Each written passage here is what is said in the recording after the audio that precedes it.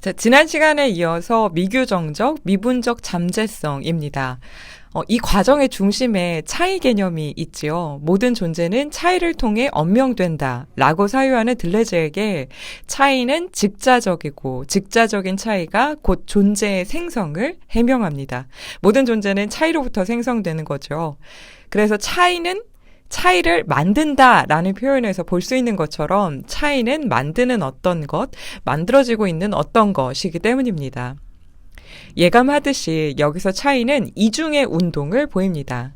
차이는 만드는 주체인 동시에 만들어지고 있는 대상이지요. 이 구별을 위해서 들레즈는 동일하게 차이와를 뜻하는 디퍼런시아시옹에 T와 C를 구분, 병기해서 T와 C 사이에 슬래시를 넣어서 표현하지요. 세상에 똑같은 두 장의 나뭇잎이 없다라는 말은 차이에 의해 만들어지고 있는 내지 만들어진 현행적 대상을 제시합니다. 반면 그처럼 현행적 대상이 저마다 고유하게 구분되기 위해서는 그런 차이를 만드는 선행의 원리가 요구되겠지요. 때문에 차이는 그 자체가 이미 현행적으로 차이나는 것인 동시에 잠재적으로 그러한 현행성을 베테내는 원리로서 작동합니다. 그러니까 전자가 이미 산출된 차이들, 현존하는 개체들 간의 차이라는 점에서 개체적 차이라면은 후자는 그런 산출된 차이들 이전에 논리적으로 선행해서 그런 차이를 만들어내는 개체화하는 차이입니다.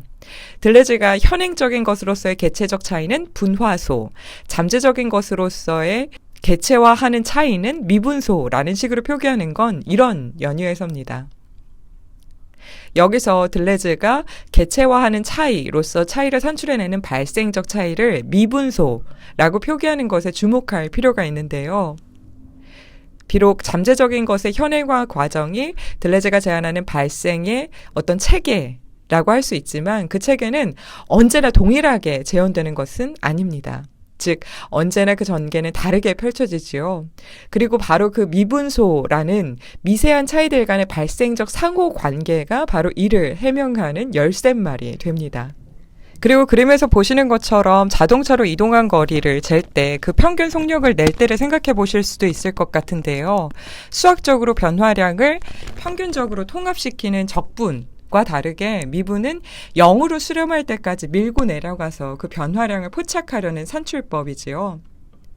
그런데 미분이 그처럼 0으로 수렴할 무한소의 차원을 다룬다는 것은 미분이 허구적인 것 내지 어떤 유의미한 것도 지시하지 않는 미규정 상태로 여겨질 위험을 지시하게 됩니다. 들레즈는 이처럼 무한소에 묶여있기 때문에 허구 내지 근사값으로 치부되거나 심지어 오차로 여겨지는 미분법의 운명을 구출하고자 합니다. 한편으로 미분은 언제나 두 항 사이에 특정한 비율적 관계들을 표시합니다. 그리고 다른 한편으로 미분은 이미 만들어졌다는 의미에서의 현행적 차이로서의 변이 가능성이 아니라 오히려 그런 변이를 만들어내는 보편자, 즉 발생 운동의 원리로서 미분 방정식이라는 보편자를 출현시킵니다. 들레즈가 차이를 이념이라는 구체적인 보편자이자 내적 통일성의 장에서 다루는 것은 이런 맥락에서 이해됩니다. 그러니까 미분은 어떤 이념적인 차이라고 말할 수 있는 거죠.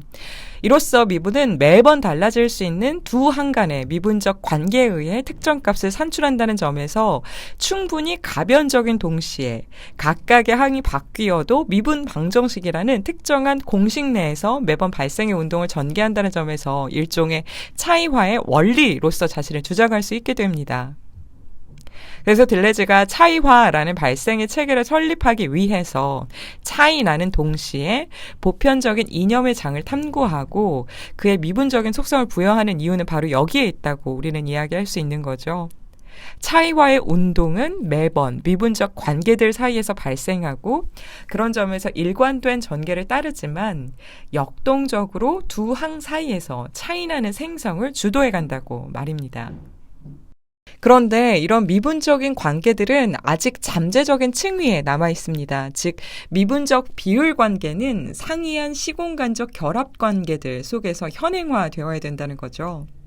발생은 다만 잠재적인 것이 현행화되는 과정이기 때문에 잠재적인 미분적 관계들은 분화라는 현행화를 요합니다. 그러니까 전자가 잠재적 내용이 규정되는 과정으로서의 미분화라면은 후자는 이 잠재성이 서로 구별되는 종이나 부분들 안에서 현행화되는 과정으로서의 분화라고 할 수 있습니다. 자, 앞서 우리는 하나의 현실적인 대상은 언제나 잠재적인 측면과 현행적인 측면을 모두 갖는다는 점을 보았죠. 마찬가지로 미분화도 고유한 그 두 가지 측면을 갖습니다. 하나가 비율적 관계들의 변이성에 상응한다면 다른 하나는 각 변이성의 값들에 의존하는 특이점들에 상응합니다. 즉, 미분비라는 각각의 비율적인 관계가 만들어내는 변이성이 한편에 있다면 그 비율적인 관계에 의존해서 할당되는 특정 값의 배치로서의 특이점이 다른 한편에 있는 거죠.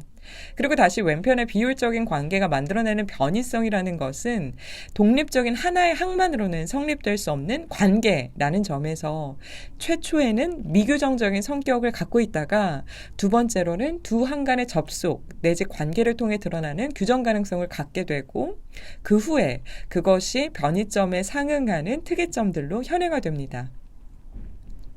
그런 점에서 미분화는 첫 번째 미규정성, 두 번째 규정 가능성 내지 상호적 규정, 그리고 세 번째 완결된 규정이라는 세 가지의 본성상의 특성을 갖는다는 점 역시 기억할 필요가 있겠습니다. 관련해서 이번에는 분화가 다시 두 가지 측면을 갖습니다. 한 측면이 질 내지 종과 상관적인 물리적인 연장화 내지 유기적인 조직화라면은 다른 한 측면은 수나 서로 구별되는 부분들과 상관적인 특이점들의 현행화와 결부됩니다. 가령 들레즈는 이렇게 말을 하는 부분이 있어요. 이번에는 다시 분화가 두 측면을 지닌다. 이 중 한 측면은 변이성들을 현행화하는 상이한 질이나 종들과 관련되어 있고 다른 한 측면은 특이점들을 현행화하는 수나 서로 구별되는 부분들과 관련되어 있다. 가령 미분비들의 체계에 해당하는 유전자는 어떤 한 종 안에서 구현되는 동시에 그 종을 구성하는 유기적 부분들 안에서 구현된다. 질 일반의 배후에는 언제나 특이성들에 의해 정의되는 어떤 공간이 있고 이 특이성들은 그 질 안에서 구현된 미분비들과 맞물려 있다. 이렇게 말하는 부분이 있는데요. 여기서 들레즈는 미분비들의 체계의 예로 유전자를 제시하고 있습니다. 우리는 모두 23쌍의 염색체를 물려봤죠. 모든 인간은 99.9% 동일한 유전자를 공유합니다. 그로써 이 동일한 유전자는 호모사피엔스라는 종을 구현해내는 거죠. 동시에 유전자는 그 종으로 분류되는 한 개체의 유기적인 부분들 안에서 구현되는 것이기도 합니다. 곧 외연, 익스텐시오로서의 유기적인 조직화를 이뤄내는 거죠. 그런데 다른 한편에 유전자가 구현하는 그 질 일반의 배후에는 언제나 특이성들에 의해 정의되는 공간들이 또 있습니다. 곧 인텐시오, 강도와 결부된 현행화가 있지요. 그러니까 전자가 물리적인 신체를 조직해낸다는 점에서 연장적, 익스텐시브 하다면 후자는 비율적 관계에 따라 분할, 배분되는 특이점들에 관여한다는 점에서 인텐시브, 강도적이라고 할 수 있습니다. 또 전자가 물리적으로 점유되는 연장된 것, 시거나 혹은 모든 외연적인 확장의 중거항으로서의 에스파스라는 공간에 관계한다면 후자는 효과를 산출하는 강도적인 것으로서의 순수한 공간, 그렇기 때문에 스파티움이라고 구별지어서 부르는 것에 해당한다고 할 수 있습니다. 그렇다면 왜 분화는 이처럼 상보적인 두 가지 길을 통해서 이루어지게 될까요? 들레즈의 초점이 연장된 것들 자체에 있다기보다는 그것을 발생시키는 어떤 역동적인 작용 자체에 있다는 점에서 우리에게 유기적 조직화보다 중시되어야 할 것은 강도적 현행화처럼 보입니다. 가령 현행화의 작인, 분화의 작인은 바로 현행적 질과 연장들, 현행적 종과 부분들보다 훨씬 더 깊은 곳의 시공간적 역동성이라고 들레즈가 말하고 있고 바로 그러한 시공간적 역동성들이 고찰되는 것이 스파티움과 관계하는 강도적 현행화이기 때문이지요. 그런데 강도적인 현행화이자 특이점들의 분배나 할당은 언제나 유기적인 조직화 내지 질적, 종적, 분화와 동시적으로 일어난다는 게 문제가 됩니다. 그러니까 모든 현행화 과정은 질적이고 외연적인 어떤 이중의 분할이라고 말하기 때문인 거죠. 더욱이 질, 종과 상관적인 유기적인 조직화가 대상이 겉으로 드러나는 것과는 다르게 강도적인 현행화는 연장과 질에 덮여 있어서 눈에 보이지 않습니다. 알 수가 없죠. 때문에 분화의 두 측면은 보다 세심한 구분을 요하게 됩니다. 이 세심한 구분에 대해서 다음 세 번째에서 살펴보도록 하겠습니다.